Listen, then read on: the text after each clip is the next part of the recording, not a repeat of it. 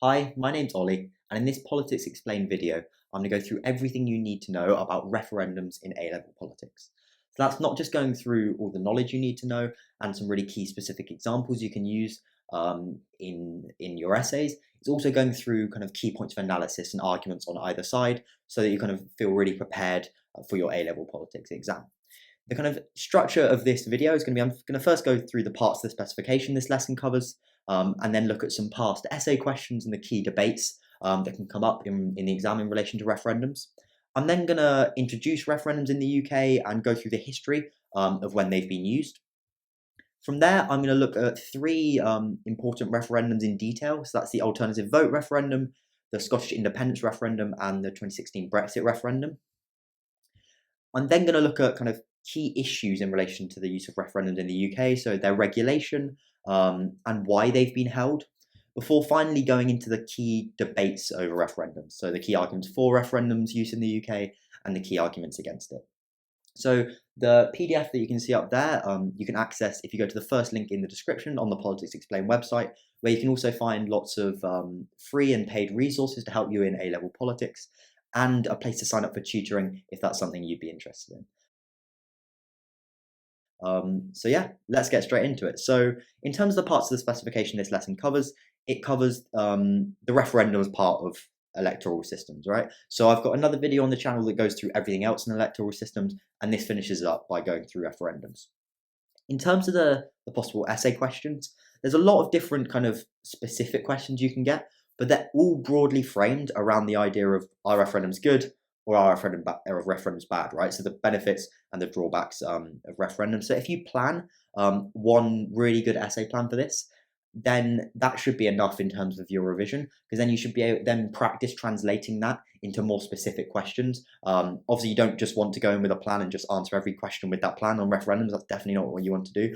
But it's about having a broad plan that you can revise from, and then use that and your knowledge in the exam in order to translate that into more specific questions. So as I said, broadly around the idea of referendums as positive or negative, but can come up in things such as evaluate the extent to which increased use of referendums would improve democracy, evaluate how far the use of referendums undermines representative democracy, or evaluate the criticisms that have been levelled against the use of referendums in the UK. So obviously they're specifically worded questions, but they're all broadly focused on benefits or drawbacks of referendums. And in terms of this essay plan that I kind of recommend making, I'm also going to make one which you can purchase as part of the UK politics essay plans on the Politics Explained website. You can purchase that now, and I've got one on there at the moment, a referendums one. But if you purchase it now, I will also be updating them in the run up to the exam, and you'll get all of those updates with what you've paid for.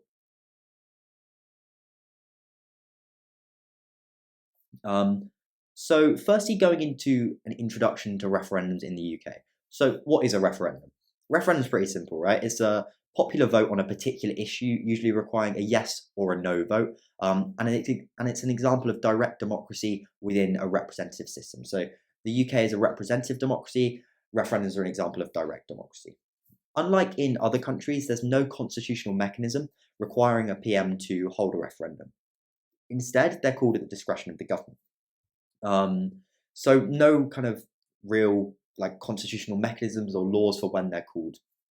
And at the same time, they don't have legal force, and they have to be approved by Parliament after, which has legal sovereignty. So parliamentary sovereignty is still maintained. Though in practice, it's very unlikely that elected representatives would ignore the popular sovereignty of the people. That being said, you saw in the second referendum movement after the Brexit campaign, there was that movement. Obviously, they were citing and arguing based on ideas of popular sovereignty, but it theoretically was an attempt to go against a referendum result, which had happened a few years earlier. In some of these, such as an EU referendum, it's purely advisory, with Parliament having to take action following it to implement the result. But in other instances, such as the AV referendum, the law passed to instigate the referendum included provisions for the result's immediate implementation following the referendum. So if it had been voted in, if the alternative vote electoral system had been voted for, it would have automatically translated and come into force because that had been included in the act that Parliament had previously passed in order to hold the referendum in the first place. But that doesn't mean it kind of goes against parliamentary sovereignty, because it's Parliament doing that, and Parliament could also then go and reverse that afterwards as well, reverse that law. So, quickly, before going into a few of these referendums in detail, I'm just going to go through the history of referendums in the UK since 1997. So, UK-wide referendums that have been held have only been since 2010. So that's the 2011 AV referendum on whether the electoral system should be replaced for House of Commons elections, and the 2016 Brexit referendum, which obviously a lot of you probably know about, has been really key in politics since, a very divisive referendum and very consequential referendum. There was also referendums in Scotland, Wales, and Northern Ireland. So there were key referendums to kind of legitimate devolution being introduced in Scotland, Wales, and Northern Ireland. In Northern Ireland, it was also as part of the Good Friday Agreement. And the 2011 Welsh further devolution referendum since kind of asked in terms of further devolution to Wales, and that was voted for as well. And the most important one of these of referendums in either Scotland, Wales, or Northern Ireland is a Scottish independence referendum, which wasn't voted in, but was kind of had a really strong support within it for independence, and there's been a lot of pushes for a second referendum in that instance as well. Something that's kind of less focused on has also been a lot of local referendums held across the UK on a range of issues, so from council tax to local representation to congestion charges. And a key part of this was in 2012. If you look at the video I've on the Politics Explained YouTube channel on devolution, you'll know about this, but there are referendums held in England's 11 largest cities to determine whether to introduce directly elected mayors to replace council leaders. 9 out of 11 of them received a no vote, but since more have been introduced. So, to give some examples of these local referendums, you've got the 1998 Greater London Authority referendum, which created the Greater London Assembly and created the London Mayor, gave them a lot of powers. The 2004 North East of England Regional Assembly referendum, which was conclusively rejected. A more local one, which I just thought is a good example you can use, is the 2005 Edinburgh Congestion Charge referendum, which had a relatively high turnout, but was rejected. And then 2 examples of directly elected mayor referendums from that 2012 group. One in Birmingham, which was rejected with a very low turnout, and one in Bristol, which was voted for, also with a very low turnout. So these low turnout referendums, these local referendums, are ones where you can use as examples of kind of low turnout, especially on these issues. When you get to UK-wide ones, the turnout increases generally, not really for AV, but it increases, but not so much for these local referendums. But the key focus of questions is going to be on the more national referendums, but you can still bring in these local referendums a bit. So in terms of these big national referendums, I thought I'd give you a couple in detail in terms of case studies. So the AV referendum was a really important one, and that was the alternative vote for replacing first past the post with the alternative vote system, which is a more proportional electoral system. In terms of the campaign, the Lib Dems, SNP, Plaid Cymru, and other small parties, unsurprisingly because it would have benefited them, campaigned for the yes side. The Labour Party had no official position, though most of Labour MPs supported the no campaign, and the Conservative Party and DUP campaigned for no. The majority of the press, including most of the right-wing papers, as there is a right-wing majority among the press, supported the no campaign, whilst The Guardian, Daily Mirror, Financial Times, and Independent supported the yes campaign. And the result was pretty conclusive in rejecting AV, though it had a very low turnout of 42.2%. The yes campaign argued they were representing the British public, whilst kind of very importantly, the no campaign really used the unpopularity of the Lib Dems, who are in coalition with the Conservatives at the time. And as a consequence of that, the rejection of AB can really be seen as a protest vote, in part, and a really good example of that. And that's in reaction to the fact that the Lib Dems in the 2010 election gained a lot of support, especially from young people, for their policy of scrapping tuition fees. After going into the coalition with the Tories, though, they ended up agreeing to increase tuition fees instead and became kind of really unpopular because of that. And the loss of AV in the referendum, which the Lib Dems had campaigned for and was a kind of real pet project for them, can be seen as in part a protest vote against them, rather than a vote on the specific issue itself, which can be seen as really negative in terms of direct democracy, as it was a vote on the specific political context rather than the very important constitutional issue that was on the ballot paper. The next example I'm going to look at is the 2014 Scottish independence referendum, which was held in September 2014 and agreed to by an agreement between the Scottish and UK governments as a consequence of the growing popularity of Scottish nationalism, the growing popularity and electoral success of the SNP. All European Union and Commonwealth citizens residing in Scotland aged 16 or over could vote. And yes, Scotland was backed by the SNP and the Scottish Greens, whilst Better Together, the campaign for Scotland remaining a member of the UK, had the backing of the majority of the UK political parties, so the Conservative Party, Labour Party and Lib Dems. And at one point, David Cameron, Nick Clegg and Ed Miliband all went up to Scotland at the same time to campaign for Scotland remaining a member of the UK. The result was pretty close, so it was surprisingly close for a lot of, in comparison to a lot of opinion polls, with a 55.3% no vote on an 84.6% turnout. So a really good example of a referendum which really engaged a lot of people with a very high turnout.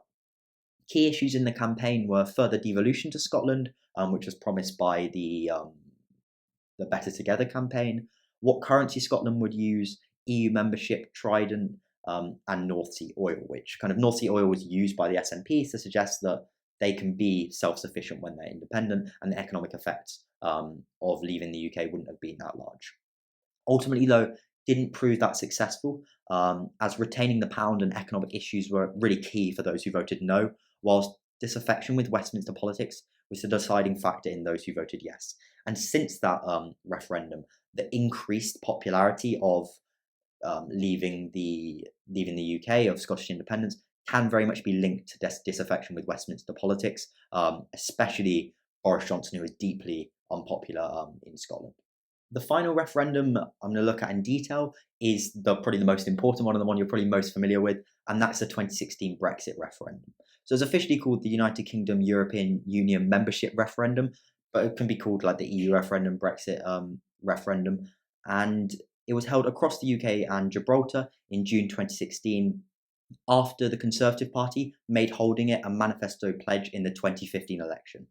And similarly to the Scottish independence referendum, it was called in response to the growing popularity of UKIP and its prominent leader Nigel Farage, which was part of growing pressure for a referendum since the late 2000s.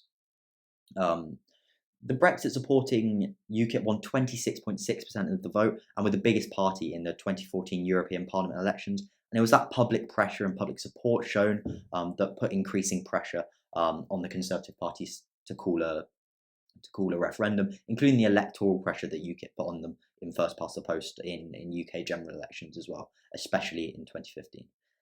The Remain campaign, led by Britain Stronger in Europe, was backed by the Prime Minister David Cameron and the majority of the Labour Party, Conservative Party, SNP and Lib Dems, whilst the Leave campaign, led by Vote Leave, was fronted by Conservative MPs Boris Johnson and Michael Gove and backed by UKIP, with Farage playing a prominent role, though he did kind of run a separate Leave supporting organisation, but he was still very prominent in the campaign to leave the European Union. Dominic Cummings was key in running the campaign for Vote Leave and proved himself as a very effective kind of political operator, as part of the reason why he was brought in as a key member of Boris Johnson's government once he became Prime Minister.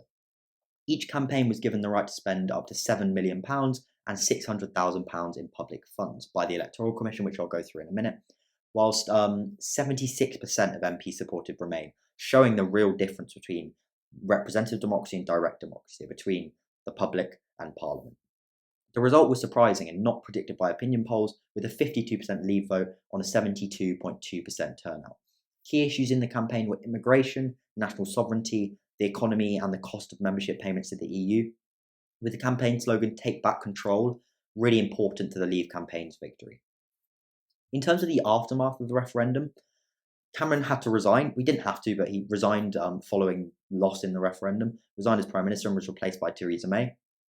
And the result led to the Conservative Party shifting significantly to the right and to the kind of Brexiteer side, with those who supported Brexit um, gaining control, especially those who support quite a hard Brexit, as seen in Boris Johnson becoming party leader and PM in June 2019. And Brexit defined UK politics for the following 4 years before the COVID pandemic, with a strong second referendum movement and difficulty getting a Brexit deal through Parliament. This was eventually resolved by the 2019 general election, which the Conservative Party won conclusively and pretty much put to bed Brexit, and the second referendum campaign kind of mostly died out, with the Labour Party from then on really pledging to support Brexit and not try and reverse it.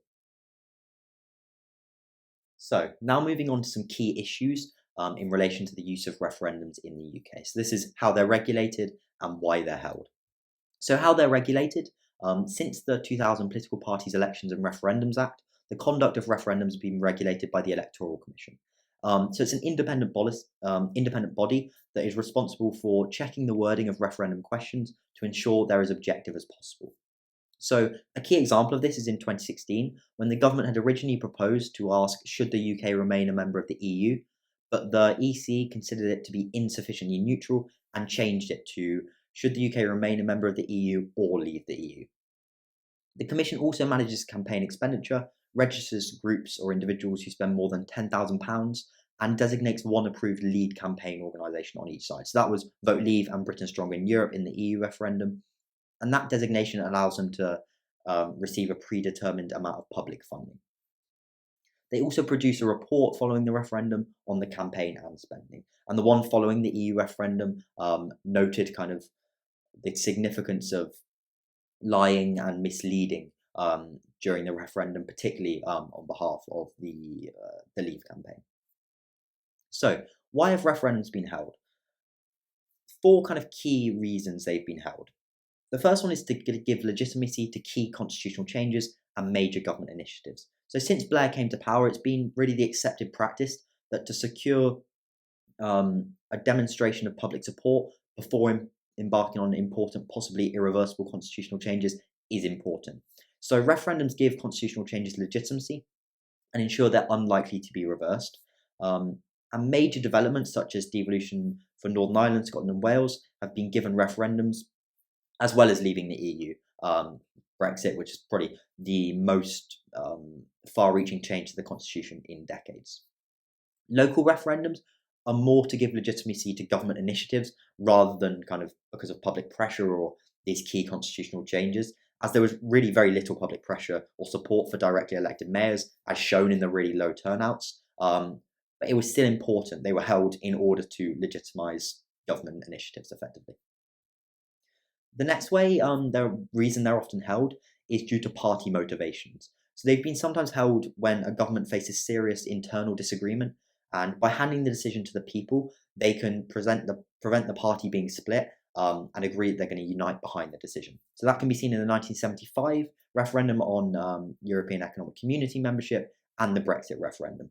And in both of these referendums, collective ministerial responsibility was suspended, allowing ministers to publicly oppose government policy. Interestingly, the 2016 referendum was also partly held due to growing pressure on the Conservative Party from UKIP. So this electoral pressure, which kind of threatened them by taking away their voters, led to the Conservative Party backing holding a referendum so that they held on to some of these voters and were more likely to win in the 2015 general election. So we've seen as those party motivations can be seen as quite important, and they form quite a key part in the arguments against how referendums are held in the UK currently, which I'm going to come on to later in the video. The third reason they can be held is as a result of a deal between political parties. So this was the 2011 AV referendum, which is part of the coalition agreement. And the fourth reason is due to pressure from public and parliament. So the Brexit referendum and Scottish independence referendums can both be seen as happening because of increasing pressure from the public and increasing support for Brexit and for Scottish independence, which made it very difficult for the UK government to ignore, and difficult for them to not hold a referendum. So that can be seen as more the public pressure, but parliamentary pressure can be important as well.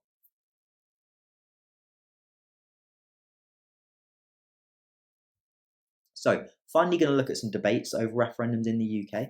So firstly, the impact of referendums on UK political life. Referendums have had a really big impact on UK politics. They're a form of direct democracy which conflicts with the parliamentary sovereignty and representative democracy, which is how UK politics normally works.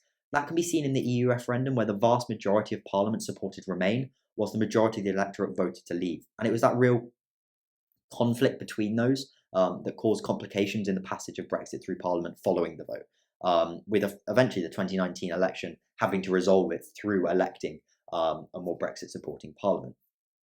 Recent referendums have had high turnouts, reflecting how they've engaged the population in politics when there's increasing dissatisfaction with the political class in Westminster. So that can be seen as having quite a big impact on politics.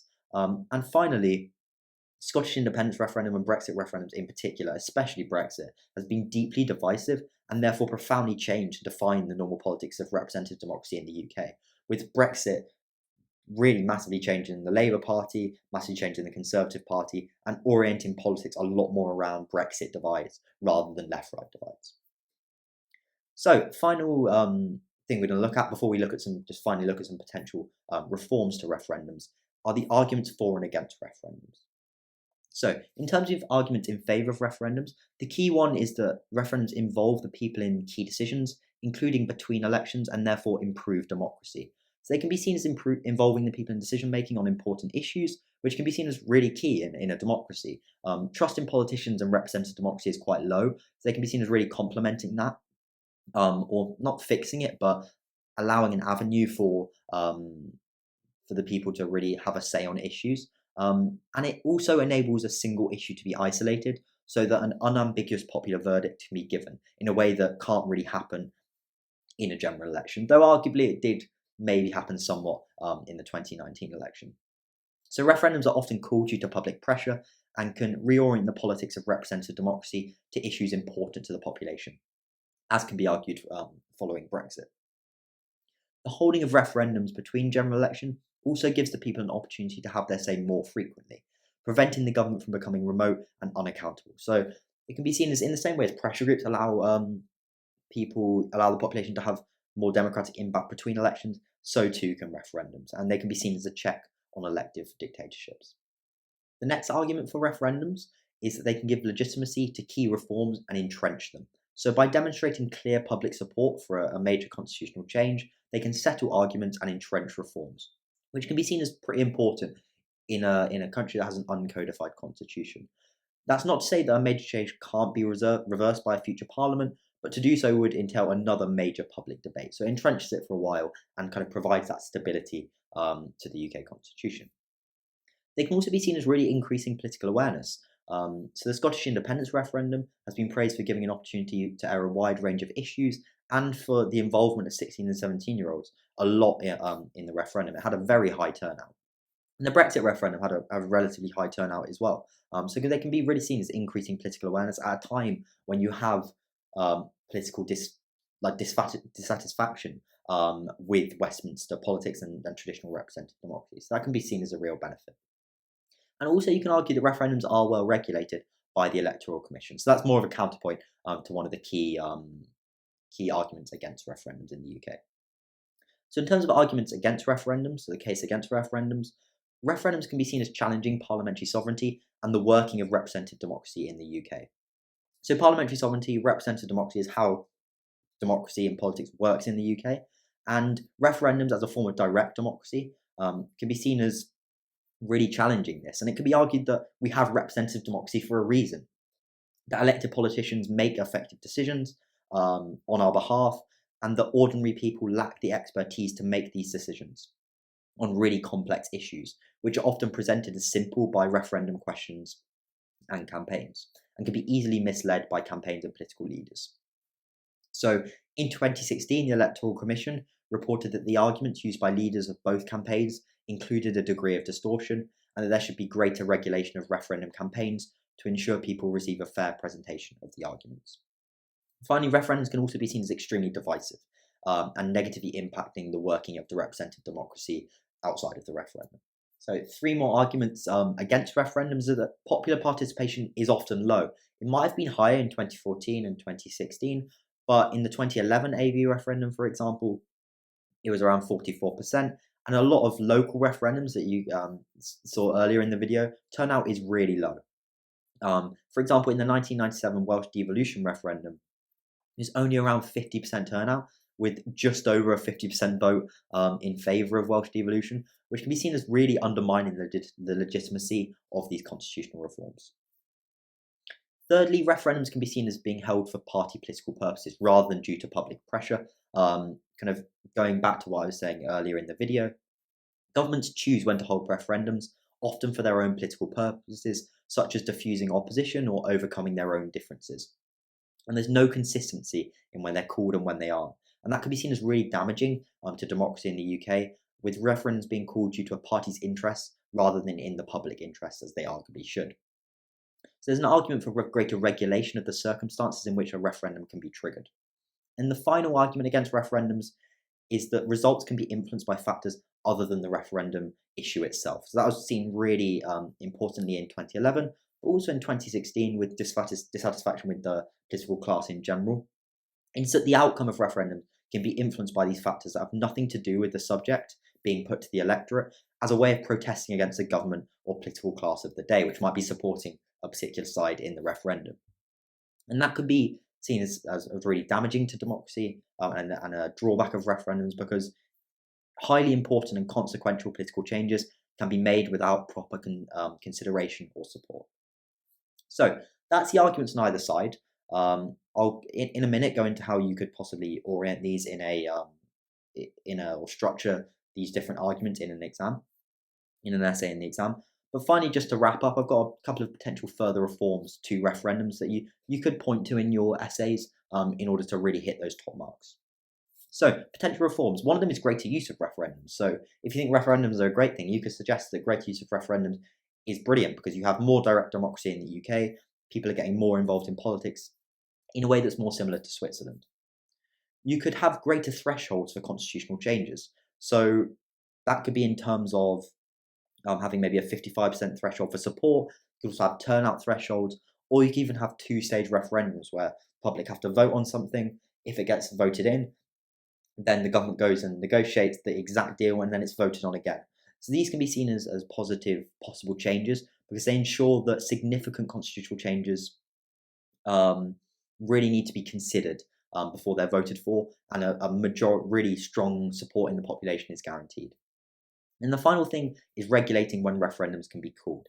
So an act could be introduced by Parliament to regulate when referendums can be called so that they're not used for party political reasons so much. And that could include a provision such as referendums being held, for example, if enough UK citizens sign an e-petition. So it could be linked to public pressure and kind of entrench or formalise the idea that they should be held in relation to public pressure and public support and not for party political reasons.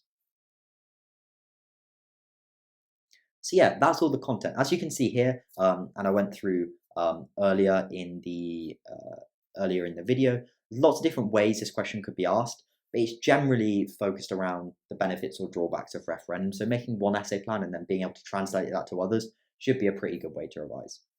In terms of different ways you could revise, there's lots of ways you can do it, and this is by no means the only way, sorry. But you could potentially have one paragraph on the arguments in terms of public support being a positive in terms of referendums and public involvement versus the arguments in terms of it being divisive, distortion, and the idea that representative democracy should just function as it is and that's more effective. You could have another paragraph then on turnout and political awareness in referendums and whether they really do involve the population better. And then you could potentially have another paragraph on the reasons they're held, with the kind of for arguments and against, and then come to a really considered conclusion at the end. But obviously, this will also vary based on the specific question, and you shouldn't just be going into the exam with a one plan that you're going to implement for every question. You need to be able to have that flexibility. It's just creating that plan can be a really good way to revise. So yeah, that's pretty much it. Let me know in the comments if you've got any questions, and as I said at the start of the video, make sure to go to the Politics Explained website if you're interested in signing up for any tutoring, or there's free essay plans on there. There's some paid essay plans as well. And yeah, let me know in the comments below if you've got any questions, and make sure to check out the other videos on the Politics Explained YouTube channel. Thank you.